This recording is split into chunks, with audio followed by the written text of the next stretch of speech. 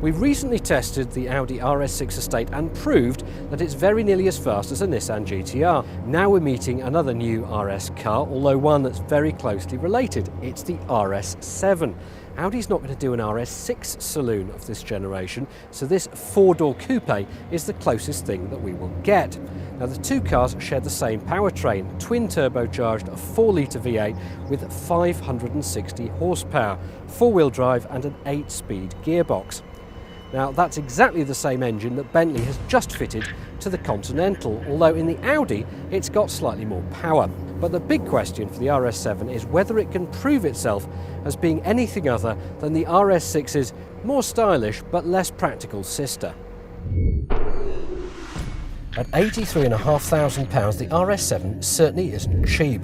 But it is as nice as you'd expect a top-spec Audi to be, with a beautifully finished cabin, loads of standard kit, and of course, an almost bottomless options list, including the possibility of carbon ceramic brakes.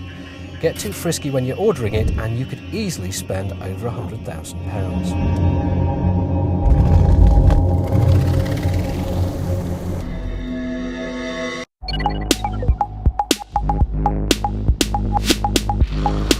If you manage to find yourself on a de-restricted autobahn, as we are here, then you'll find that this is a truly exceptionally fast car.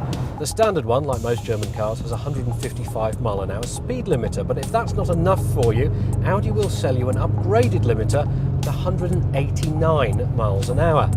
And believe me, you will be able to find it in not much space. Frankly, it's got more performance than you are ever likely to need in the UK. We're cruising at a nice, relaxing 120 miles an hour, and to be honest, it feels like the car's hardly woken up. We are doing just over 3,500 RPM in 8th gear. Pretty effortless.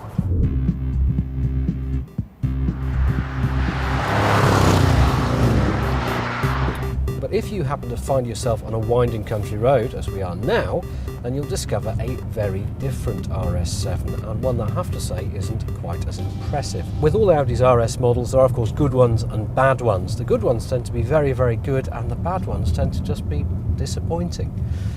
And I'm afraid that the RS7 sort of falls into the meh category. It's incredibly fast, there's a huge amount of grip. But like so many fast Audis, it just has no steering feel. And although this one has got the sports differential at the back, you have to be absolutely ragging it before that really comes into play.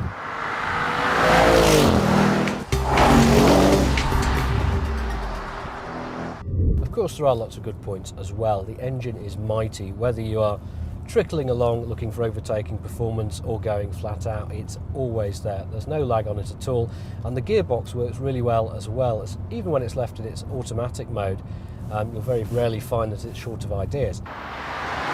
The other thing that I really like about the RS7 and the RS6 is that you can actually drive them at everyday speeds and not feel like you have to be going faster, not feel like you have to be going mad in them. Unlike certain cars where you have to go faster and faster and faster, there's no doubt this is an absolutely lovely way to travel around very quickly, very safely, very securely.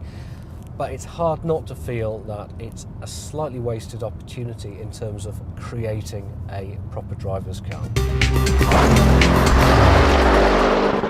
I don't want to be too down on the RS7, it's an incredible piece of engineering. And we've got to remember that the RS brand means different things to different people. No, it's not the ultimate performance car, but there is an unarguable appeal in the combination of so much power, so much performance and an almost foolproof chassis. But I suspect that the RS7's biggest problem is going to be its big sister, because the RS6 is cheaper, it's more practical, and of course it comes with the bragging rights of being the world's fastest estate car. The RS7 is arguably slightly prettier, but it's no better to drive. And that's why, if it was my money, I'd pick the RS6 every time.